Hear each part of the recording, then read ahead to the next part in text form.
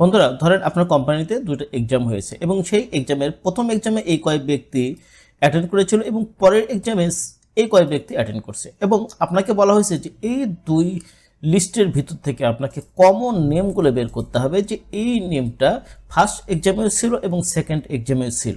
তো এই জিনিসটা কিন্তু আমরা সহজে ভিলুকআপ ফর্মুলার মাধ্যমে ইউজ করতে পারি। তো চলুন সেই জিনিসটাই আজকে আমরা দেখাবো। তো আমরা এখানে ইকুয়াল দিয়ে ভিএল লিখলেই ভিলুকআপটা চলে আসবে, আমরা ট্যাব দিয়ে ফর্মুলার ভিতরে প্রবেশ করব।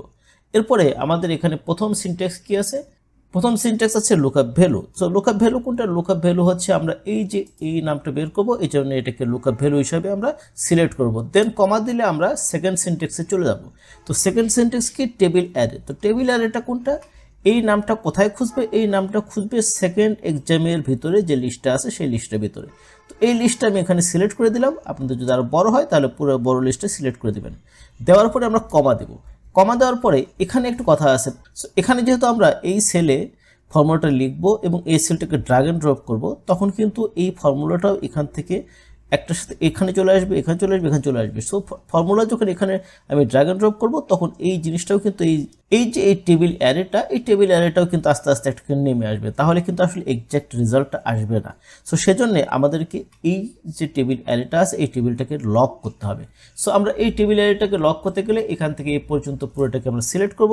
দেন আমরা কিবোর্ড থেকে ফাংশন F4 প্রেস করলে এই জিনিসটাকে লক হয়ে যাবে। লক হওয়ার পরে আমরা এই যে কমার পরে আবার চলে আসবো। এরপরে আমাদের চাইছে কলাম ইন্ডেক্স নাম্বার। সো আমাদের এখানে কিন্তু এই সেলটা কয় নম্বর কলাম থেকে খুঁজবে? এই যে এখানে কিন্তু একটাই কলাম আমরা সিলেক্ট করেছি, যার কারণে এখানে নাম্বার কিন্তু একই হবে। দেন আমরা কমা দেবো। কমা দেওয়ার পরে এবার আমাদের চাইছে হচ্ছে এটাকে ট্রু হবে না ফলস হবে। দ্যাট মিনস এক্স্যাক্ট ম্যাচ চাচ্ছেন না অ্যাপ্রক্সিমেট ম্যাচ চাচ্ছেন। সো আমরা এখানে যেহেতু এক্স্যাক্ট ম্যাচ চাচ্ছি, সো এখানে আমরা 0 দিয়ে আমরা ব্র্যাকেটটা ক্লোজ করে ইন্টার দেবো। ইন্টার দিলে এখানে দেখেন নট অ্যাপ্লিকেবল আসছে। তো সমস্যা না, এটাকে আমরা যখন এখন ড্র্যাগ এন্ড ড্রপ করবো তখন এখানে দেখবেন যে কিছুতে নট অ্যাপ্লিকেবল আসছে এবং কিছুতে নেম শো করছে।